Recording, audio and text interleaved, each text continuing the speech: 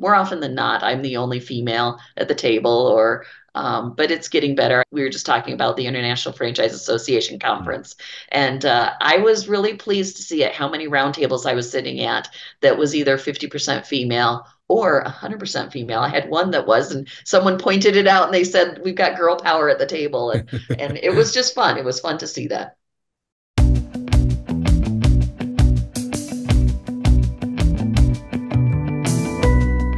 Hello, everyone, and thanks again for tuning in to the latest edition of Fran Coach's Franchising 101 podcast. I'm Tim Parmeter, founder and CEO of Fran Coach and your podcast host. Today, we are going to do something a little different, and not just today, but really all month. March is Women's History Month, and with that in mind, we're going to focus on females and women in franchising, some of the female pioneers, some amazing innovators, some of the next generation of superstar women in the world of franchising. There are a ton of them, but we've kind of corralled it down into about four. So super excited about this. Before we get into this amazing human being and franchise leader, I want to take a moment, as always, to remind you of who we are. And Fran Coach is a national search firm dedicated to working with individuals who are interested in owning a franchise. We are partnered with well over 600 of the top franchisors in the country, spanning nearly 70 industries. Our number one goal is to help properly educate people on franchise ownership to determine if this is the path for them. And secondarily, our goal is to help them find their absolute best fit. So that's us. Now let's get to our guest. And now joining us today, again, is someone with extensive history in franchising. They've worn many, many hats. I don't know how I keep doing the little thumbs up thing, but it's appropriate for this anyway, because she's amazing. Our guest has been on all sides of franchising, operations, training, development, and due to all of her outstanding efforts, she's been president of multiple brands as well. She's been active in the International Franchise Association, and in 2022 was named a top influential woman in franchising by Entrepreneur Magazine. I could go on and on and on about all the amazing things she's done, but why would we do that? Let's bring her on. That's way more important. So joining us today is Danessa Itaya, and Danessa is the president of Bio One, and it is an absolute pleasure to have her joining us today. So Danessa, thanks for coming on. Thanks, Tim. Looking forward to some good conversation. Same here. And though you are kind of our kickoff to March to celebrate the women in franchising, that also comes with a lot of pressure. You don't know what the heck I'm about to ask you. So 20 minutes from now, you may regret it. But no, I want to have some fun. And as I told you before we came on, I've heard just amazing things about you, and I'm excited to be able to get a chance to meet you and have you join us today. So, first thing I always ask, I think franchising, the brands and all the stuff, but it's really about people. And so I always like to kind of get an idea of people and their journey, and how they got into this. So tell us a little bit about how you first got even kind of started into franchising. Yeah. I think anybody you ask in franchising, it's kind of accidentally, right? We all got into it accidentally with no intention. So I've been in franchising for about 30 years. I was actually just doing the math, and we're just at about 30 years here. But my husband and I had moved from California to Michigan. And the deal was that we would be there for 1 year. He was working for a company that was expanding to the Midwest. He was opening the stores, training the leadership team, and then we were moving back. And about 9 months into it, I decided to go for a job interview at a small company called Molly Maid. And went in and I said, "Hey, listen, we're moving back to California soon. It's good to work on your interviewing skills. No big deal. I'll be home in 20 minutes." And went, interviewed, and realized what an amazing team and culture they had there, that then the decision became, all right, are we staying in Michigan? And so ended up staying with Molly Maid and Service Brands International for about just shy of 20 years. And just really one of the few industries where um, your product, your widget is franchising. It's not residential cleaning. It's not home services, whatever it is. It's how do you build processes and systems and train, and you mentioned it's about the people, so relationships. And so it was fun. It was a great way for me to learn kind of franchising from the ground up. I was the accounting assistant. That was the job that got me into franchising. And I was so nervous about it. I called out sick on the first day, and and I eventually told I eventually fessed up to it years later. But I said I appreciate you giving me a chance for a second day. Oh my um, goodness. So not that we recommend people doing that, no, no, but so and it's also important to note you mentioned you've been in franchising for 30 years. It's really yeah, impressive that you started that first job when you were 7 years old. So yeah. excellent, excellent with that. Appreciate Um, that. so you start really like, I mean, about as ground floor as you could be, knowing nothing about franchising, right? Yeah, And then it just kind of keeps going. And again, like you're the president of a franchise brand and not for the first time. So over that journey, talk about some of the challenges that rose up for you, especially being a woman and let's be mhm, honest, a male driven industry, yeah, certainly back then. What were some of those things like for you? yeah, yeah. It's interesting, and I get asked this question a lot, and I'm not entirely sure I have the best answer because I don't know any different, right? I mean, you just know what you know, and you work hard to get where you are, and to find the things that you're passionate about. But I would say that over the years, one of the things that I've learned is one is that whether they're male or female, there's some pretty amazing people out there that you get to learn from. And I've been fortunate to have some really great female mentors who I kind of look at and say, I want to be like you when I grow up. I want to be as outgoing as you are. I want to have a desire to continue to learn like you do. I want to have the grit and moxie that you have. So there are people throughout my career that I've just been really, really fortunate to be involved with or to kind of sit next to at a franchise event or happen to listen in on a webinar. And so I think for any women out there that are looking to continue to grow in the industry, identify people like that. Those are the people Right. you're going to use as resources. They're the people who you're going to uh, just be amazed at and continue to learn from. I think I think I've been maybe just a little bit lucky there. Says everybody who really is incredibly talented, right? So um talk about those if there's anybody we want to kind of give special like a special shout Yeah, out to some of the any of those mentors, female mentors for you that you're like, "Oh my gosh, I want to be like her when I yeah. grow up." Give us a little like a little story on something with that.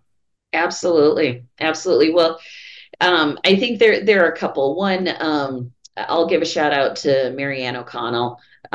She's with she's president and founder of FranWise, and I met her really early in my career as we were working on our manuals and creating them. And when you're very focused on something like that, you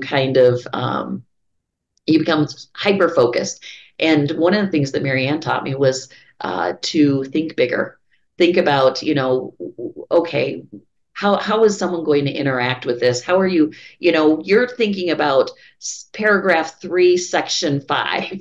Right. And she says she really taught me to just kind of take a step back and look at it from a bigger picture. And I appreciate that because it was one of those things that makes sense in life as well, not just the projects you're working on. But Marianne has always been just kind of a someone I could reach out to, someone I could just say, "Hey, I'm going to bounce an idea off of you. Am I crazy or not?" And whenever you run into each other at a franchise event, it's like catching up with an old friend. So Very uh, cool. Yeah. Yeah. It's no, I think it's good to have those people, and I'm guessing we won't call these ones out, but there's probably been a couple bad ones in your past that you can always kind of pull from. I've talked about this in my former career. I was coaching, and I worked for and played for some amazing coaches, but there was one who was really bad. And every time like when I got in that seat of being in charge, I'm like, you think, well, what should I do? Which direction should I go? I could think of all the really great mentors Mhm. and leaders I was around, but also think about the really bad one. Like, okay, Mhm. what would he have done? Let me do the opposite. Right.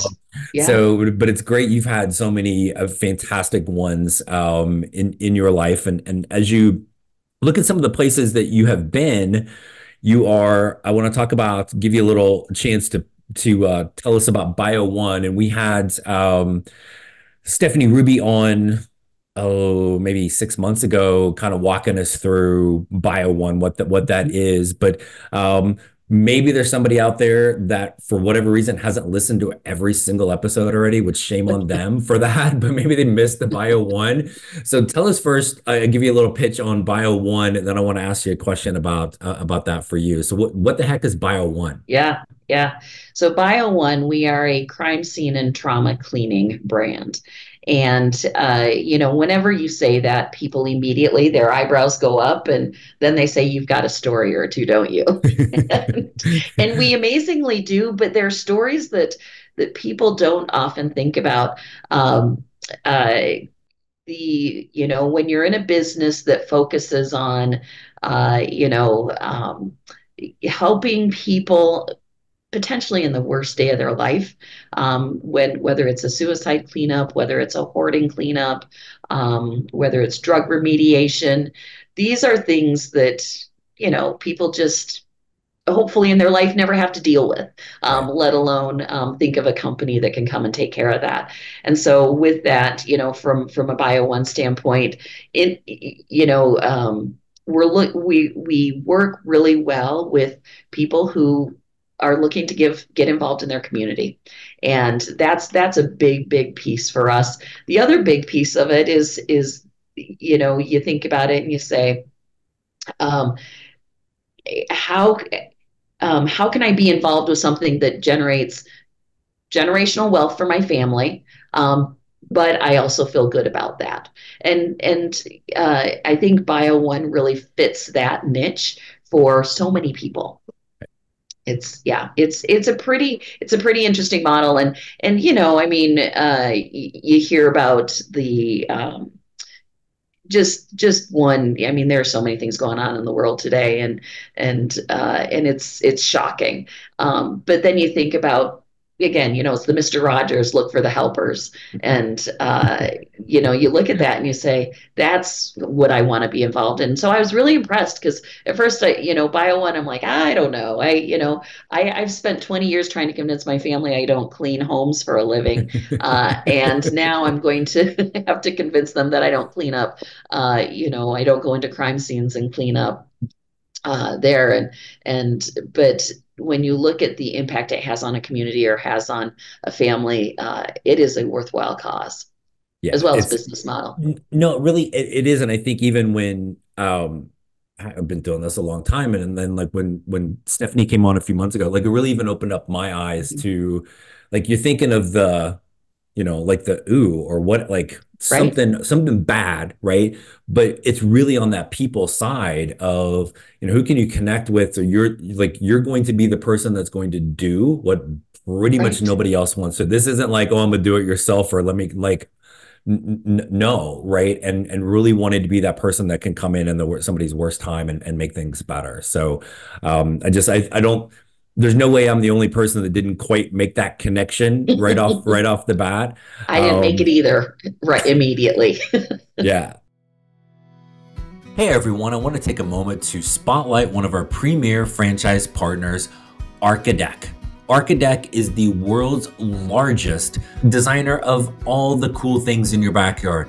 Custom decks, porches, screen porches, outdoor fireplaces, outdoor kitchens, pergolas, gazebos, you name it. If it's something cool and amazing in the backyard, Archidec can do it for you. Sounds amazing, but guess what? As an owner, you don't need any design or construction experience. You need to be a people person. You need to be able to connect with your customers, your contractors that are doing the work, and in the community to build those relationships, to be that go-to person for all the incredible things you're going to build in people's backyard. You don't need an office. You don't need stuff. You just need yourself, eventually maybe a small little staff to build off of that. And as part of the Empower brand group of franchises, you're going to have fantastic marketing support, all of the design and creative technology, really everything you need to be successful. What you need is to be a person that can grow a big, huge business, helping people create this amazing thing in their backyard. If all this sounds like it might be a great fit for you, our team at Fran Coach is here to help you find the perfect fit. Perhaps it's Architect. Let's chat, and we can help you create your better tomorrow. Hey everyone, I wanted to take a quick break from our podcast to tell you about our amazing friends at Entrepreneur. If you're looking to become a franchisee or simply learn more about business ownership, and guys, let's be honest, you're listening to the Franchising 101 podcast, so we know you have some interest in this. And I really encourage you to go to entrepreneur.com to check out all of their great content and resources. Seriously, Entrepreneur has everything, all the way from a bookstore to the best podcasts, webinars, and videos, plus information on upcoming events and the latest articles that seriously, they cover all aspects of franchising and business ownership. If you're having trouble deciding which franchise is right for you, start with Entrepreneur's renowned Franchise 500 ranking, which highlights the best franchises of 2022. For 45 years and counting now, Entrepreneur has been and continues to be the most widely recognized and respected authority in the franchise market.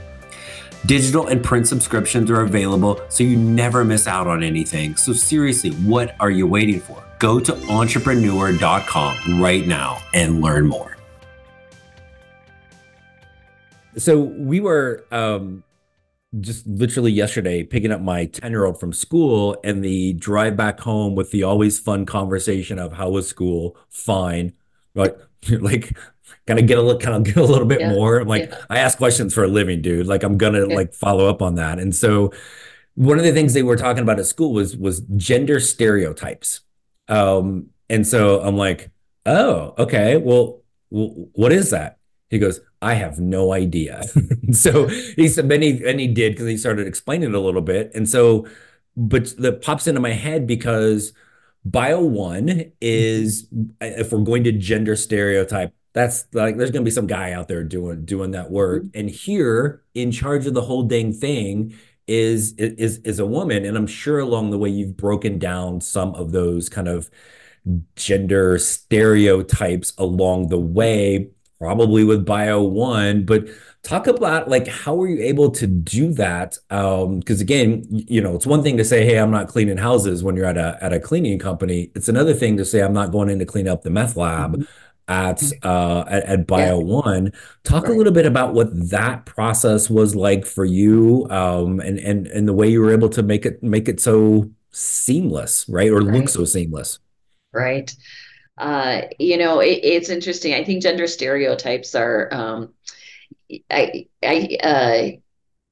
think they're getting better, maybe, in the sense that it's not as common, but it still is. I mean, there's still plenty of work to be done there.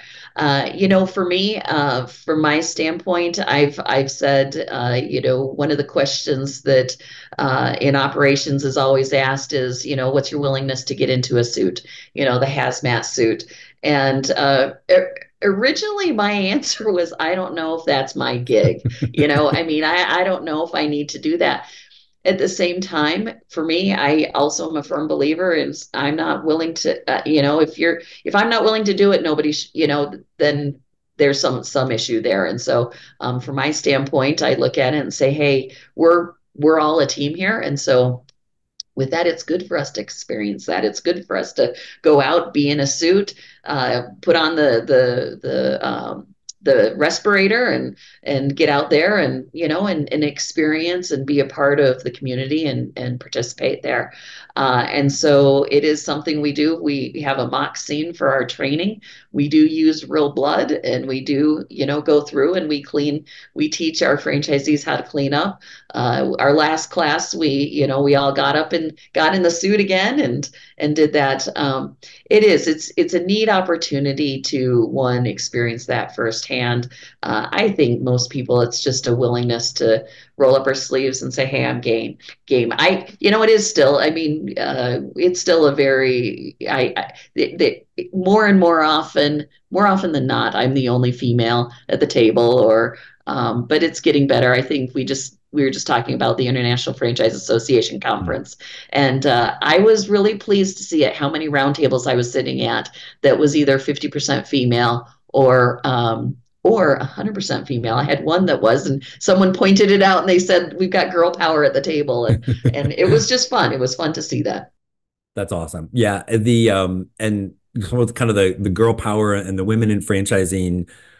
I've been in it about 10 years. My wife, maybe 13, 14, something like that. And we'll talk. And again, even at the IFA, like it's just getting a little bit more diverse. It's not the most Yeah, diverse like industry ever, right? From a leadership standpoint, but it's certainly getting more, being able to hear. And oh my gosh, I wish I was prepared for this. The CEO of Denny's was up there, who's a woman, right. was Oh yeah, amazing listening to her talk, right? And so you're like, okay, you're seeing that more.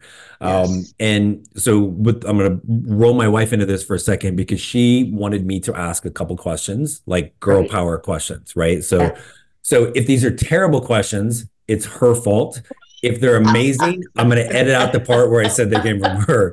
So how I roll, and she doesn't listen to the podcast anyway, so she'll never know the difference. So What? I, she's got to deal with me all the time. So Danessa, what is your superpower? Oh yeah, um, everybody has a superpower, whether it's good or bad. Everybody has a superpower. For me, I think my superpower is just uh, I I tend to be a pretty positive person, and that's just how I choose to approach life. And so I'm happy. People always say, "Oh, I love your smile. I love your laugh." You're enjoying life, and for me, it is so important because we work so hard, right? I mean, we are. There is no Monday through Friday, 8 to 5 kind of thing. I mean, Right. you love what you're doing, then you're really engaged. But you also have to figure out how do you. We always talk about women and work-life balance, and I think that's the biggest joke ever. But I think it's more about being present in the time. But from my standpoint, I think joy, happiness, embracing people. That for me is my superpower. I just enjoy people. How important do you think is just positivity in general for somebody as a franchise owner? Oh gosh, I mean. I would say it's right up there at the very top. Part of it, it's not to say that every day is going to be the best day of your life. It's Right. not. And anybody who tells you that, it's been too long since they started their business. Right. But uh, from my standpoint, I look at it as you've got to find the joy. You've got to set goals. You've got to celebrate the wins, but then you also have to be able to identify, the challenges and how are you going to overcome them. I have found that probably the biggest differentiator between successful franchisees and struggling franchisees is exactly that, is their mindset. Yep. It's always. And it's not talked about enough. It really isn't, right? It's like, what's the for every franchise you ask, what's the most important thing you need to do to be successful? Oh, follow the plan, put forth the effort. Yeah, yeah, Yeah. yeah. But like you got to be able to figure stuff out because something's gonna go Yep. wrong. But having that, if you're constantly like Eeyore, right? Like it's gonna snowball. Everything is negative, and you really do Right. have to have that positivity Yeah. of it. And again, like stuff's going to hit the fan, right? Yeah. At some point. Yeah. But no, I'm glad you brought that up, right? Because that is an amazing superpower, and I seriously don't think that's talked nearly enough Yeah. about in franchising as being a real key to success. So I'm glad you brought that up. So what's and maybe you've already made it, but you got a long ways to go in this industry too. But when you think of what impact you can make on women in franchising, maybe the ones that are coming up now, Yeah. what do you want that impact to be? Yeah. It's a great question. It So was both it of was your wife's mine. It was questions, not. yeah, Yeah, no, have no. been really good. That was all me. So I, for me, I look at it and I again I say that part of the reason why I am here doing what I do today is because of the help of many really awesome women. And so from my standpoint, I want to be able to give that back and be able to be involved in mentoring programs. And so there are several mentoring programs out there that I was impressed with how many are out there. And two, it is get involved, get involved with things like the Women in Franchising Committee, your local women franchise network,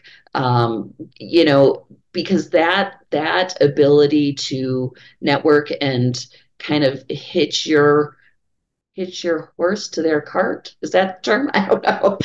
But just to be connected is awesome. I think from my standpoint, I just want to be a part of that. I want to be able to provide that support. I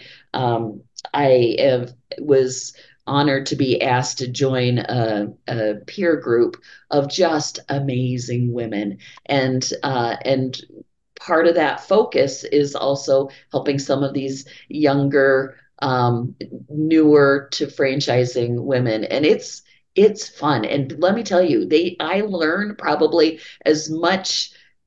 I learned so much from some of them, and I'm amazed at the energy and the drive and the things that they've learned from all of us in the past that made all sorts of mistakes, and they Right. don't have to make those mistakes now. They can push forward. They're going to grow those brands so much quicker than we did.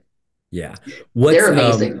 no, I know, and I think too, it's if you get out, if you're in those type of groups and you're like it's easy to just kind of get siloed with your world, right? And but being able to talk to people, like you kind of realize, and I think even for franchise owners in a system, talk to other franchise owners. You're not Right? the only one experiencing it, and there are Yeah. things that you're going to be able to learn.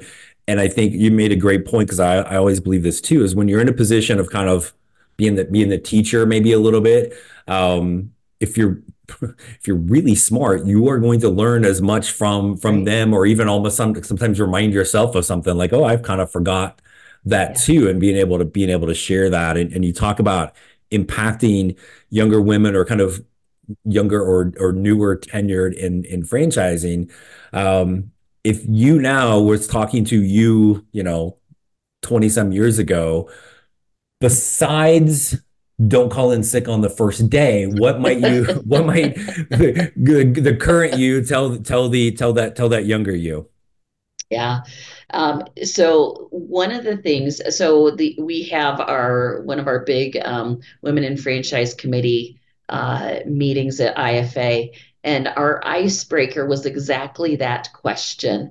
And let me tell you, so we probably had like 80 people in that room, and if that's all we accomplished in the meeting, it would have been a wild success.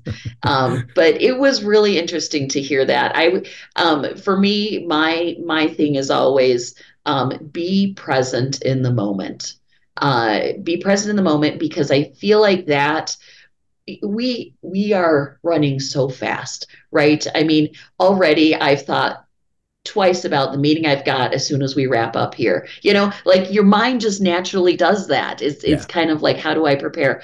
But what I find is that when I'm present, when I'm not checking my emails, when I'm at 100% engaged in something, uh, the ability to learn from each other, the ability to identify opportunities, the ability to identify ways that you can help and support is so much higher than when I'm 50% there, still thinking about what's for dinner, or who do I need to call, or do I need to, and being able to do that. But then it works the same way when I'm with my husband and we're driving to the right, grocery store, is I'm right. thinking about, okay, let's see, who did I forget to email today, or who did I, but instead trying to remind myself, I get 10 minutes with my husband as we're Right. driving to the grocery store.